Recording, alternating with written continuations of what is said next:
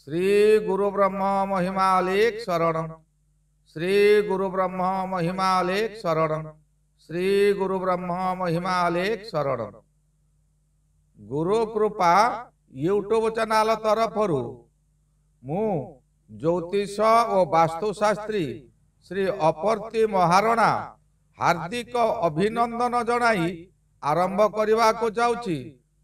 2024 मसीहा शेष मास डिसेम्बर मासर 12 गोटी राशि पृथक पृथक राशिफल आपण मानकु विशेष अनुरोध यही चैनल को जो माने प्रथम करी आसीछंती से माने गोटे सब्सक्राइब करंतु और पाखरे आसुथिबा बेल आइकन को दबाई दियंतु जहा द्वारा कि आमर जो समय रे वीडियो अपलोड हेबो सर्वप्रथमे आपण पाखरे पहुंची पारिबो। आसंतु एबे जानिबा 2024 मसीहा डिसेम्बर मासरे मकर राशि मासिक राशिफल। एही मकर राशि राशि चक्रर दशम राशि। एही राशिर अधिपति शनि महाग्रह। मंगल महाग्रह एही मकर राशि रे उच्च ग्रह। मकर राशिर चिन्ह धनु राशि परि अद्भुत चिन्ह। शरीर मस्तक और आग गोड़ दुईटी गोटे छेलीर पछ गोड़ नाही ताहा एक माछर लांज। एणु मकर राशि उभयचर राशि। जल और स्थल उभय स्थानर मिश्रित प्रतीक। एणु मकर राशिर व्यक्ति बहुगुण रे गुणी। मस्तक रे बड़ बड़ सिंह गोटे बकरी अर्थात छेली अन्य जीव आक्रमण रक्षा पाइबा सकाशे जेपरी आग गोड़ टेकी युद्ध करे सेहीपरि मकर राशि व्यक्ति युद्धखोर किंतु युद्ध रे जययुक्त हेबार शक्ति नाही। कारण पछगड़ नाही से केउआडे जाई परिबो नै पंगु परि सेइटारे परि रहितबो। एथि सकाशे मकर राशि को केतक स्थल रे अजगर बोली प्रमाणित करा जायछि। एही राशि देवदेव ब्रह्मांकर प्रतीक। एही राशिर जन्मित नारी माने पुरुष स्वभाव पुरुष परि शक्ति किंतु पुरुष माने नारी परि कोमल हृदय मालिकर आज्ञाबह और सर्वदा हर्ष मुखा। एमानकु चिन्हिबा भारी कष्टकर। एमाने बहु चतुर। केतक मकर को कुंभीर कहतिबा स्थले केतक अजगर कहितांती। एमाने निर्जीव परि खाद्य अन्वेषण रे पड़ी रहितांती। आहार मुख बाट देई जिबा समय रे संगे संगे तांकर पराक्रम देखाई आगे लांजरे बांधी दियंती और परे ताहाको गिली पकाती। यही मकर राशि चर राशि होइतिबारु यार बुध ग्रह हेउची बाधक ग्रह। या सहित रवि चंद्र और मंगल घात ग्रह। शुभ ग्रह शुक्र और शनि ग्रह। बुध ग्रह गोटे स्थल रे शुभ होइतिबा स्थले एकादश अधिपति होइतिबारु या बाधक ग्रह। एही मकर राशिर प्रायतः डिसेम्बर मासटी शुभ फल मिलिबो। मास आरंभरू रवि महाग्रह एकादश रे रही आपणकर आर्थिक स्थिति को सुदृढ़ करिवो। एही समयटी आपणक पक्षे शुभ फल मिलिबो। आपण बहुत दिनरू जेउ कार्य को करि पारु नथिले ताहा एही समय रे पूर्ण करिवे। आपण छोट व्यवसाय टिए करूछंती किंतु सेही व्यवसायटी एबे वृद्धि होई आशा ठारू अधिक आय देव। आपण किछि संचय मध्य करि पारिबे। आपण जेउ स्थानरू कोनोसी अर्थ आशा करू नथिले से स्थानरू आपण को अर्थ मिलिबार अछि। जेउ माने चाकरी करूछंती चाकरी क्षेत्र रे पदोन्नति सहित वेतन मध्य वृद्धि हेबाकू केही रोकी पारिबे नाही। मनुष्य पाखरे अजाचित धन रहिले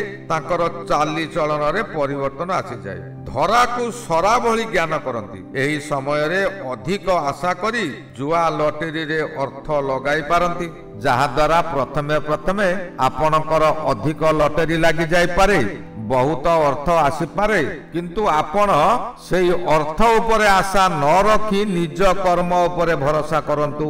कर्म ही भगवान। एही समय रे आपण जेउ कर्म करिवे मासर द्वितीयार्ध रे ताहा भोग करिवे। मासर 16 तारिख परे द्वादश रवि गोचर को आसीबे। रवि द्वादश स्थान को आसिले ताहा मेडिकल रे खर्च कराइबो। कारण द्वादश स्थान को मेडिकल बोली धरा जाए।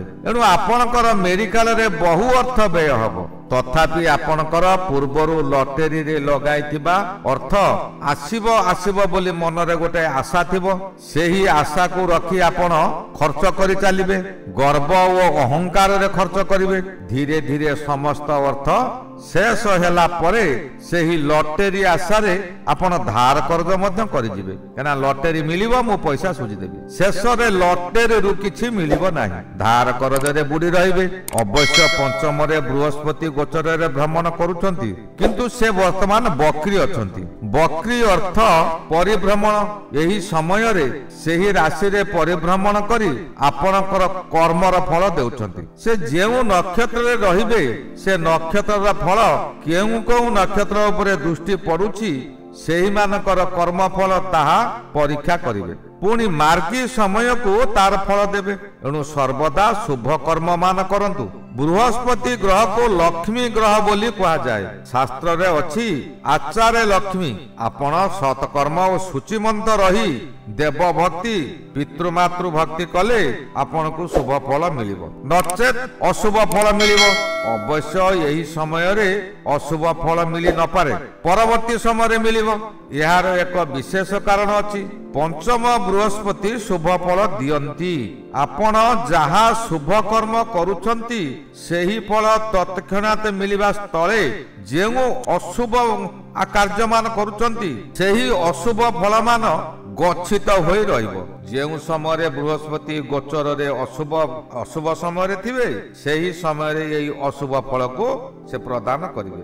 ଏହି ସମୟରେ ଶୁକ୍ର ମହାଗ୍ରହ ଜନ୍ମରେ ଅଛନ୍ତି ବା ନିଜ ରାଶିରେ ମକର ରାଶିରେ ଅଛନ୍ତି। ଏହି ସମୟରେ ଆପଣ ନୂତନ ପୋଷାକ ପିନ୍ଧିବାର ସୁଯୋଗ ପାଇବେ, ନୂତନ କର୍ମ କରିବାର ସୁଯୋଗ ପାଇବେ, ପୁରୁଣାକୁ ପ୍ରତ୍ୟାଖ୍ୟାନ କରିବେ। ସର୍ବଦା ନୂତନ ନୂତନ ଖାଦ୍ୟ ପ୍ରସ୍ତୁତ କରି ନିଜେ ଖାଇବା ସହିତ ସମସ୍ତ ପରିବାର ଓ ଅନ୍ୟମାନଙ୍କୁ ମଧ୍ୟ ଖୁଆଇ ଆପଣ ଆନନ୍ଦ ନେବେ। ପ୍ରେମ ସମ୍ପର୍କ ଆପଣଙ୍କର ମଧୁର ଆସିବ, ପୁଣି ତିକ୍ତତା ମଧ୍ୟ ଆସିବ, କାରଣ ଆପଣ ପୁରୁଣାକୁ ଛାଡ଼ି ନୂଆ ଆଶା କରିବେ।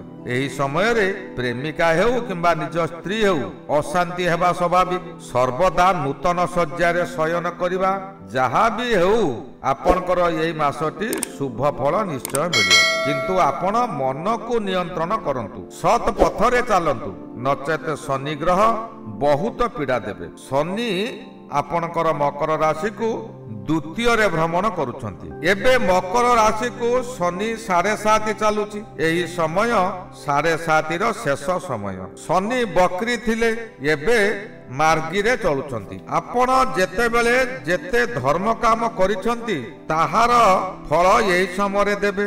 ମନ୍ଦ ଫଳକୁ ମନ୍ଦ ସମୟରେ ଦେବେ, ବା ବର୍ତ୍ତମାନ ମନ୍ଦ ସମୟ ଥିବାରୁ ଯେତେକ ମନ୍ଦ କର୍ମ କରିଛନ୍ତି ସେହି ମନ୍ଦ ଫଳ ମିଳିବ। ଆପଣ ଏହି ସମୟରେ ଯେତେ ଧର୍ମ କାମ କରନ୍ତୁ ଆପଣଙ୍କୁ ଧର୍ମର ଫଳ ମିଳି ନପାରେ, କିନ୍ତୁ ଆଗାମୀ ସମୟରେ ମିଳିବ। ଆପଣଙ୍କୁ ଜଣାଇ ଦେଉଛି ଯେ ଗ୍ରହ ଯେତେବେଳେ ଅଶୁଭ ଥାନ୍ତି ଆମର କରିଥିବା ଅଶୁଭ ଫଳ ମାନ ଦିଅନ୍ତି। ଯେଉଁ ସମୟରେ ଗ୍ରହ ଶୁଭରେ ଥାନ୍ତି ସେ ସମୟରେ ଶୁଭ କର୍ମ ମାନ ଦିଅନ୍ତି। ଗ୍ରହ ମାନଙ୍କୁ ପରମ ବ୍ରହ୍ମ ସୃଷ୍ଟି କରି ଦାୟିତ୍ୱ ଦେଇଛନ୍ତି ଜଗତର ରକ୍ଷା ନିମନ୍ତେ। ପରମ ବ୍ରହ୍ମଙ୍କ ନିର୍ଦ୍ଦେଶ ନ ହେଲେ ଗ୍ରହ ମାନେ କିଛି କରିପାରିବେ ନାହିଁ। ଆଗାମୀ ମାର୍ଚ୍ଚ 29 ତାରିଖ ଠାରୁ ଶନି ତୃତୀୟକୁ ଯିବେ। ତୃତୀୟ ଶନି ଶୁଭ, ସେହି ସମୟରେ ଶୁଭ କର୍ମର ଫଳକୁ ଦେବେ। ରାହୁ ଏବେ ତୃତୀୟରେ ରହିଛନ୍ତି। ତୃତୀୟ ରାହୁ ଶୁଭ ଫଳ ଦିଅନ୍ତି। ଯେଉଁ ସମୟରେ ରାହୁ ତୃତୀୟରେ ଭ୍ରମଣ କରୁଥିବେ ସେ ସମୟରେ ବ୍ୟକ୍ତିକୁ ନିଜ ସତ୍ କର୍ମର ଫଳ ଦେଇଥାନ୍ତି। ଯଦି ସତ୍ କର୍ମ କରିଥିବେ ତେବେ ସତ୍ ଫଳ ହିସାବରେ ଅର୍ଥ ପ୍ରାପ୍ତି କରାଇବ। ପ୍ରତ୍ୟେକ ସ୍ଥାନରୁ ଆପଣଙ୍କୁ ପ୍ରଶଂସା ମିଳିବ। ଯେଉଁ କାର୍ଯ୍ୟ କରିବେ ତହିଁରେ ଆପଣଙ୍କୁ ସଫଳତା ମିଳିବ, ସମ୍ମାନ ମିଳିବ। ଯଦି ଆପଣ ଅସତ ମାର୍ଗରେ ପରିଚାଳିତ ହୋଇଥିବେ ତେବେ ଏହାର ଓଲଟା ଫଳ ମିଳିବ। ଅର୍ଥ ହାନି ହେବ, ଅସମ୍ମାନ ହେବ, ଶତ୍ରୁମାନେ ପାଖେ ପାଖେ ରହି ଆପଣଙ୍କର ବହୁ କ୍ଷତି କରିବେ। ରାହୁଙ୍କର ଦୃଷ୍ଟି ମଙ୍ଗଳ ଉପରେ ଅଛି। ମଙ୍ଗଳ ମକର ରାଶି ସକାଶେ ସପ୍ତମରେ ଅଛନ୍ତି। ସପ୍ତମ ମଙ୍ଗଳ ଅଶୁଭ। ସପ୍ତମରେ ମଙ୍ଗଳ ଭ୍ରମଣ କରୁଥିବା ସମୟରେ ହଠାତ୍ ପତ୍ନୀଙ୍କର ଶରୀର ଅସୁସ୍ଥ ହୋଇଯିବ। ଆପଣ ବାଧ୍ୟ ହୋଇ ଖର୍ଚ୍ଚ କରିବେ। ବହୁ ଅର୍ଥ ବ୍ୟୟ କରିବେ, ଆପଣଙ୍କର ସୁଖରେ ବାଧା ଆସିବ।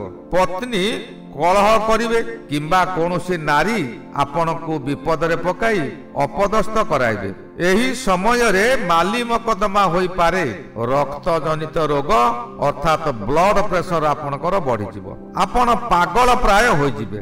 ମଙ୍ଗଳ ଯେଉଁ ସମୟରେ ସପ୍ତମରେ ରହିଥାନ୍ତି ସେତେବେଳେ କର୍ମସ୍ଥାନ, ପରିବାର ଓ ନିଜ ଶରୀର ଉପରେ ଦୃଷ୍ଟି ଥାନ୍ତି। ଏଣୁ ଏହି ସମୟରେ କର୍ମ ଉପରେ ପ୍ରଭାବ ପଡ଼ିବ। ଅତ୍ୟଧିକ ରକ୍ତଚାପ ହେତୁ ଚକ୍ଷୁ ପୀଡ଼ା ମଧ୍ୟ ଦେଖାଦେବ।